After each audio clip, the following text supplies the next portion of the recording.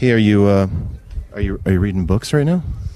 I am reading books all the time. I just finished the Greg Allman autobiography. Oh, we're into musicians' autobiographies. Not usually. That's the first one I've read. Yeah. You know, I've read Albert Einstein's biography and Smart man. and Shakespeare's biography, but I haven't read any musicians other than Greg Allman.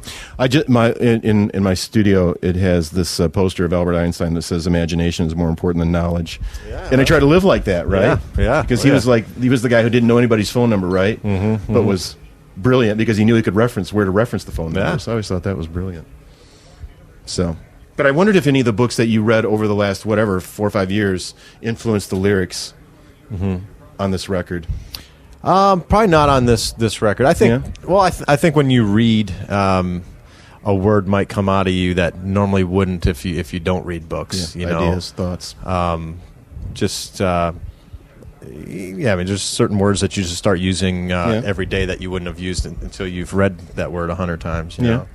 But I love reading and mostly sci-fi, fantasy kind of. Dork stuff. Just escapism. Yeah. Get away from it all. Yep. That's not so bad.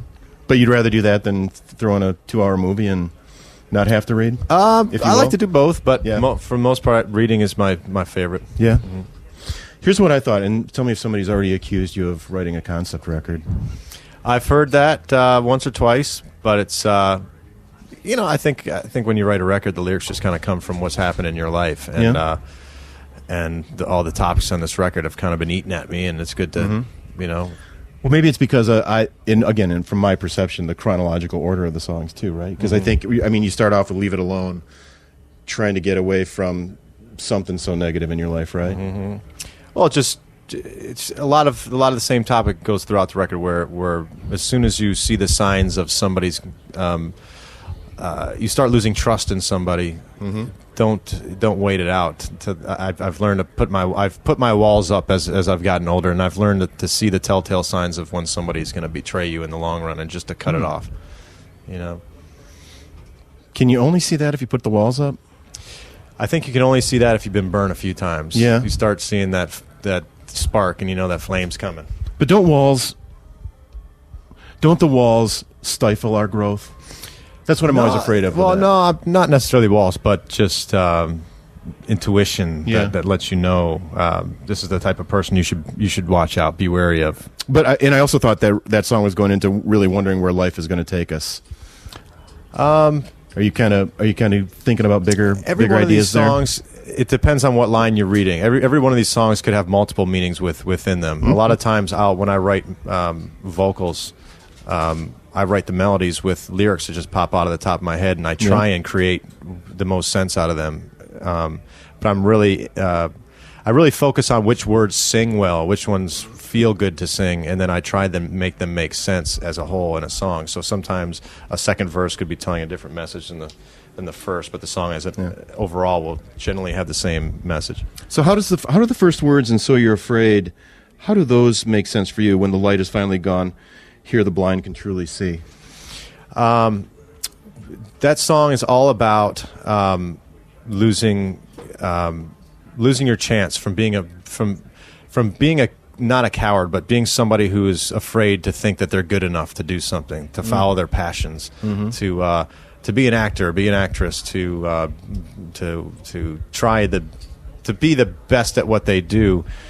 They just don't think they're good enough, and by the time they finally see that they can do it, it's too late, and they've lost that opportunity. And that's what that song's about. When the light is finally gone, meaning when your chance is finally extinguished, now the blind can truly see. Now that you can truly see, you have no opportunity to. Right. So why were you able to step out? What fear mechanism doesn't exist in you that exists in so many other people for you to step out and go, okay, you know what?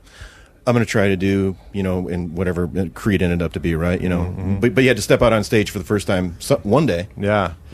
Well, I've got just as big a fear mechanism as anybody I know. It's I know my mother and my brothers and myself have all had anxiety issues, and and it's just something that that you have to be careful of, and that song is pretty much not letting those kind of issues keep you from following your dream. You know, you can't be afraid to go out and show what you got and show what you've worked on. You know, it's and I see it a lot of times. I see a lot of people that are very gifted, but they've worked so hard at what they do, they're afraid to show it because they don't want people not to like it. You know, and it's. That song was just about that, conquering your fears and not sitting at home and sitting on your talents or sitting on your passions because you're afraid to go out there and you shouldn't be afraid to make mistakes. Right. Yeah, but how do you help that person who's talented? Do you push them out on stage? Do you rub their back and go, yeah, everything's going to be okay? I mean, how do you? I mean, is it just different for each person? It's got to be different for each person, but right, I think unless you kind of make it happen for somebody, pushing them out there would be probably the perfect thing to do on that day. Don't give them time to think about it. Get out there right now. Just do it. Because the more time somebody thinks about it, I've got a show coming up in a month. I've got a job interview coming up in a month. Right. They'll sit and dwell on it for that entire month and not want to do it in the end. When if you just don't think about it, go do it. You'll get through it, and it won't be that bad. It won't be as bad as you thought. So you're, let's say, good at it now. When you have to make a decision for your family, are you and your wife good at that, stepping out together, or is somebody always sort of hanging back going, wait a minute, Mark, come down, or, you know, whatever? No, I mean, me and my wife are a great team with our kids. You know, it's she's a super mom, and I feel like I'm, you know, I tour a lot, but I feel like I'm a great dad. Me and my kids have a great relationship, and those decisions are easy. You always know what's right or wrong when it comes to family decisions. Yeah. And do you still look back and think about the decisions your mom and dad made for you? Because you moved a little bit, right, when you were... Yeah. I know I moved when I was 15 years old to Orlando. Right. I moved from Detroit to Orlando, and I hated life for about a year and a half. But I know my parents did that to protect me because I was in a public school. There was a lot of drugs running around in the schools. My brother Mike got into drugs back in school, and they wanted to shelter me from that. So they took me from Detroit, took me down to Orlando, put me in this little prep school. So I went to this big public school with all these rock and roll dudes and you know, people that were in bands. I was in a few bands, and when I moved down to Orlando, nobody played instruments. Nobody was into heavy metal music. You had to wear a tie to school. Wow. I was miserable. Everybody was richer than you could ever imagine. These were the richest kids I'd ever seen in my life. I was definitely the poorest kid in school, it seemed like. And wow, I was a fish out of water. But those moments really turned me into a songwriter, because that was the time where I bought my 4-track, spent all my time with my guitar in my bedroom writing songs, because I didn't have friends for a year, you know. But if they're the rich of the rich, let's say, wasn't there a bunch of drugs going around in that school? You know, I heard rumors of a couple of the kids that actually smoked crack at school, but I never saw it. Kids there were very sheltered. It was the worst thing. Kids drank and some smoked a little pot, but nothing like it was up in Detroit. And did you stay away from it because you saw what it did to your brother, or did you stay away from it because your mom and dad were in your face about it and you knew they moved you there for that reason? How did you stay away? I just never wanted to disappoint my folks, you know.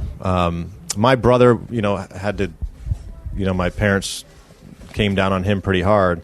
So whenever I came home, when I moved down to Florida, my brothers didn't come with me, so it was the first time I was really alone. So your whole family didn't move to Orlando? It was just you me and my parents. Just you and your parents. So that's why I hated it so much, because I had 2 older brothers I grew up with, and all of a sudden I'm by myself. Wow, yeah. But every day I'd come home at night, my dad would say, "Hey, why don't you come on in here for a second? Tell us about your night. Why are your eyes red?" Because I'm tired. You know, literally. You smell your breath. I'm tired. I smoke cigarettes. You got me. You know, I smoked back then. I smoked since I was 12 years old. Really? Wow. God, you're such a healthy guy now. Now I haven't smoked since I was 24 years old. Yeah. But wow. Yeah. Well, those are huge decisions that, I mean, in the end, right, turns out for the best. But at the time, you can't see the light at the end of that tunnel, could you? I hated Florida at that time, but now I live there.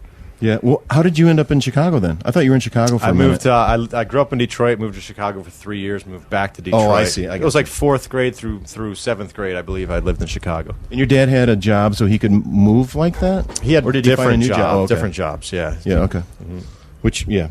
So, wish you well about, again, getting rid of more of that negativity that's around you, and a specific maybe person in this one? Wish You Well is by far the oldest song on the record. I wrote that when I was in those times you're talking about, back in junior high school. Really? In high school, I had my 4-track recorders, and I started writing and recording that song in junior high school. So hung on to it that long, you knew something was there, didn't you? I changed the lyrics around a little bit because they were kind of corny back in the day. I always loved the melody and the music, and I actually recorded a demo of that for the first Alter Bridge record, but it was just too metal for it. Mm-hmm. And then one night when we were putting together this record, Garrett had said, "Well, remember that one song we jammed in your studio? It was kind of a thrash thing." And I said, "This one." I said, "This one." I started playing that, and he got on the drums, and we all looked at each other and had the best time playing it. And so we got to put this on the new record. Now it's that's what we start the show with. I wondered if it was more almost to yourself, or maybe whatever the negativity was in your life rather than a person. So yeah. That was just more of a childish, I'm gonna my enemy. I'm gonna stick it in your face. So then I jumped to the next song, Brains. Now I really did think that was for a friend trying to help somebody find that better place, whether it's peace or whatever. Not Brains. Brains is specifically about a specific person I'm not going to mention, but it's just about somebody who's now alone and washed up and wants back in where he once was, because he burnt so many bridges and was greedy and didn't was looking out for nobody but himself, and I still run into this person, and I'll smile and say hello and just kind of know what they're all about. Well, that's the guy you are. So is this how you get it out? Is this how you get the anger out? This is it. Yeah, I won't point fingers and say who it is, but it's I've been burnt a lot of times in this business, and this record just kind of helps me vent that. And I can't promise you there won't be more of this on the second record. Well, I mean, do you ever hope that they get the message? You know what I mean? Like, because my thing with people who have wronged me is I'll be talking about them with my wife or something, and finally she'll be like, "Yeah, I wish they'd get it." And I was like, I just think someday when they lay their head on the pillow, they're going to realize this is no way to live. Yeah, well, there's a lot of people that are like that. They just how do they sleep? I think they go to bed feeling guilty, and they at the moment it feels like that extra dollar that they can get out of you is worth it. The Things I've Seen. The Things I've Seen is a song about kind of growing up and becoming jaded. Like I said, these walls that kind of grow as you grow up, having this is just like You Waste Your Time. The same kind of themes where you have two-faced folks that say they love you and then don't act accordingly. How do you stop from tipping into bitterness and being cynical and that? Because you're not, dude. Right. You're not. Well, by writing these songs, you know, it's just it gets it off your chest, and the songs have just kind of this melancholy feel to them a lot of times, and that's. If they had a positive vibe to it, it's going to be more about conquering, something. But a lot of these songs have that aggressive, darker edge to them. So those are the darker moments of my life that come out in these songs. Yeah, I mean, even with New Way Out, right? I mean, sort of that way, sort of almost purging that beaten down feeling. Well, that one, New Way Out, to me is more of an in general kind of thing. I was. I was just looking at the state of things. It seemed like the economy was beating everybody up. People were losing their jobs. There was just a lot of, every friend I would run into said, we're having a real tough time. We're having to sell our place. We have to pull our kids out of schools. It just seemed like everything was, there was just a lot of negativity in the world going on. And it just kind of seemed like this vicious circle that nobody was ever going to get out of. And it was just kind of a song about that.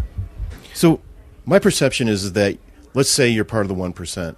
How is it that you can feel the wrongness that the rich keeps getting richer and more people getting poor. If you're talking about ways of the world that just aren't working. Is that a fair question? Yeah, I mean, I think all the economy, all the woes that people have had recently is just a cause and effect from all the corruption in politics. You know, I think there's a lot. I mean, I'm definitely not an economist or anything, but I can see that everything I pick up from a store is made in China, so all our jobs are going overseas to China. I see that all this money given to these banks went into their pockets, and not a lot of the folks that needed the money. I was one of those folks who got a lot of money lost and the Lehman Brothers collapse. Oh, really? But so do you get pissed when that happens, or do you just go, how can people do that? People get away with it. It's because the politicians are much harsher on a kid who gets caught with a joint than they are a douchebag who steals $1 million from an old lady. And then gets reimbursed from the government and gets their bonus at the end of the year, right? Yeah, I don't get that either. But I don't know how. Again, how do these people put their head on the pillow at night, right? Because we have to trust that. I think we have to trust that you and I are in this world sort of for the same reason, right? We're trying to make it a better place for not just our own inner circle, but the circle beyond us that people we don't even know. Yeah, I don't get how they did that. But are you much of a political guy? I mean, because I don't sense that in the lyrics per se. Usually, I'm pretty much an anti-political guy in general. All the parties, I've seen a few politicians that I've liked over the years, but they never run for president. I just kind of I stay out of it. Well, I guess I can't watch The Daily Show enough because I'm talking about with Jon Stewart, right? And it just feels like to me that he's the voice of so many that I can purge negativity through your songs. Right. I can get some of that anger against the politicians living and doing corrupt things. And man, thank God for a guy like that, right? Yeah, man. Do you watch that show much? I've seen it a few times, but like I said, I'm not a big TV guy, really. Times I do watch TV is when my father-in-law comes over and turns on the news, Well, that's not going to lift up the world, is it? So we'll watch together. I get more of my news from The Daily Show, dude. Yeah, it's true. So giving up, I question when the last couple lines of the first verse, when I'm right, you were safe before. That's somebody who had something good and threw it away, and they thought they could have better, so they went and stabbed everybody in the back to go and try and make more of themselves, and realized that they got screwed in the end, and that's their personality type, and you're just fed up with it, and you're just kind of giving up. Do you think that the music business has, or even politicians, right? There's more of those. There's a preponderance of people like that in the business, or do you think it's that way, same way in the shoe business and in the T-shirt business and in the jewelry business? I liked every human being on earth until I started getting involved in making a couple dollars. I think once money entered my life, I started noticing how many evil bastards there are out there. Really? And I never had an enemy in my entire life before I was 24 years old. And then all of a sudden... That's because you were smoking. Yeah. Cigarettes kept me cool. Yeah, everybody loved him because he keeps... But it's true. I never had enemies, and then people, as people's greed. I think when people say money's the root of all evil, it might not be the root of all evil, but it's definitely a cause of a lot of it. I don't know how you stay away from it, because if there's money rolling in, everybody keeps trying to get closer, and you want to put people further away, right? And then not allow that part of that's getting into their system get into your system too, right? Because greed is a mother. Oh, it is, and people will stab you in the back for $1 for sure. All right, dude. I don't know where to go with that. I'm pissed about it right now. Yeah. I'm pissed that you had to that you got to a point where you're starting getting successful, and that's when you had to watch out for quote unquote everybody. Yeah, because I was just an artist. I hate dealing with money. I'm the kind of guy where my banker will call me up and say, "Hey, let's talk about your account." No, I don't want to talk today. I'll call you tomorrow. and it's 2 years before I talk to them because I just can't stand. And I studied finance in college. Did you really? I didn't really get into my serious courses, but that's the direction I was going in. Wow. Proof. Can you talk to me about that song? Yeah, Proof. Proof is about another specific person that I won't name. I haven't been in a band with. I haven't really worked with, but was acquainted with. That was disappointing because had a lot of gift, a lot of talents, but anytime something went wrong with his career, he'd take his ball and go home. And at every time there was any kind of adversity, okay, I give up and throw everything away. Right. And nice. That song's kind of about that person. In All I Was, I think the last 3 songs really get into starting over and changing and blah blah blah. So All I Was, title track. All I Was is kind of a reflection on who I used to be, and it's I think when you're younger, you feel invincible. You feel just much more. When I was younger, I felt more confident, much more invincible, I could take on the world. And when you get older, and you've been beaten up as much as I have, that changes. So when I say All I Was, it's so unlike the way you know me now. The person I used to be is not what you're looking at. Wow. And then Doesn't Matter, starting over and trying to forget that whole... Doesn't Matter is a song that I sing, and I had to put a line in that song to make it so I wasn't full of it, where it's a song about not dwelling on hatred. There's so many years that I dealt with hating certain people for doing what they had done to me, that it ruined my life because these people probably weren't even thinking another thought about what they had done, and I'm sitting at home just harboring this. Yeah. I want to get revenge on this person. I want to do something. I want to get back at them. But all that does is hurt your life, give you more gray hairs and ulcers. And that song's just about, it's not healthy it's not good. You're not a good human being for being that way and being vindictive and harboring that hatred.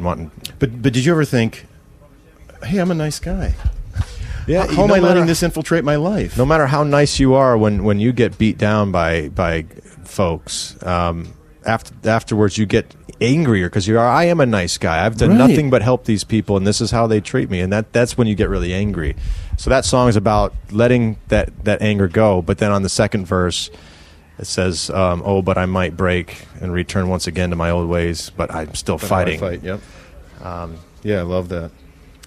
So, but did you ever go to counseling or something for that, and outside, or did you? No, my counseling is playing with my kids, Yep. looking at them and seeing how simple their lives are and how happy they are. Yeah, isn't that awesome? Yeah, thank God for kids. Mm-hmm. In Decay, I just love finally living the life and fighting the good fight for what it is, right? Yeah, and not being given the silver spoon and taking advantage of that situation.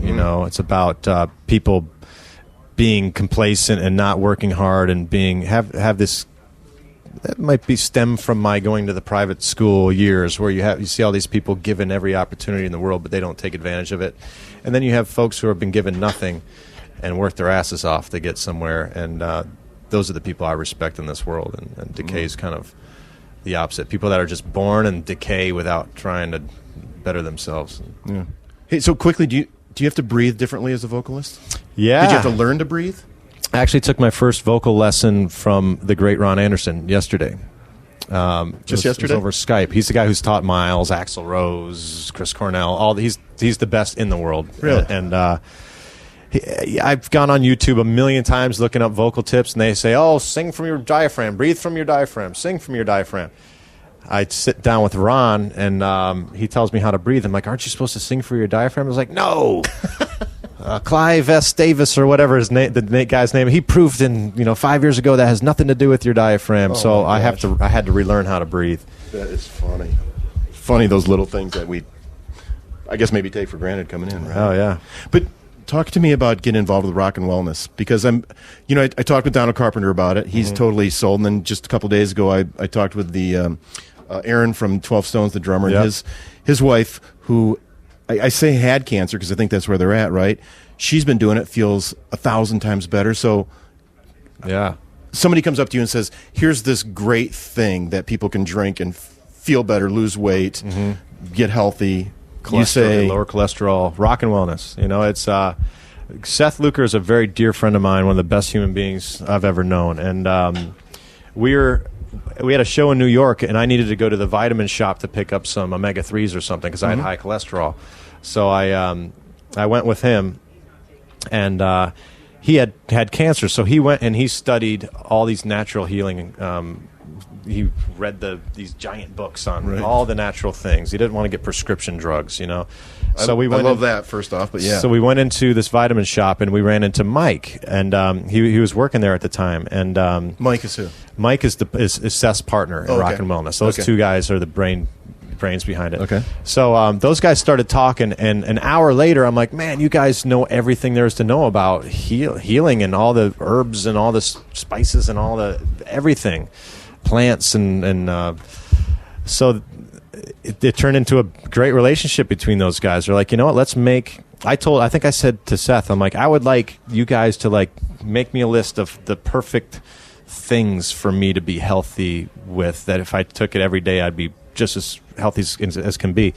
And those guys ended up putting together a concoction of all these natural, great, just the healthiest stuff on earth. Put it into superfoods. Is that what they call them? Or what? Yeah, I mean, it's so much stuff in there, but all the healthiest stuff in the world put into something that tastes good. You know, they have this chocolate mix, and when they first made it, it had some green tea in there that gave everybody energy. With me, I can't take green tea because it gets me anxious. Oh, really? Well, so they took out the green tea, and now it's just full of just the healthiest stuff in the world. You just take 2 scoops of it, mix it with water, is what I do, or mix it with milk.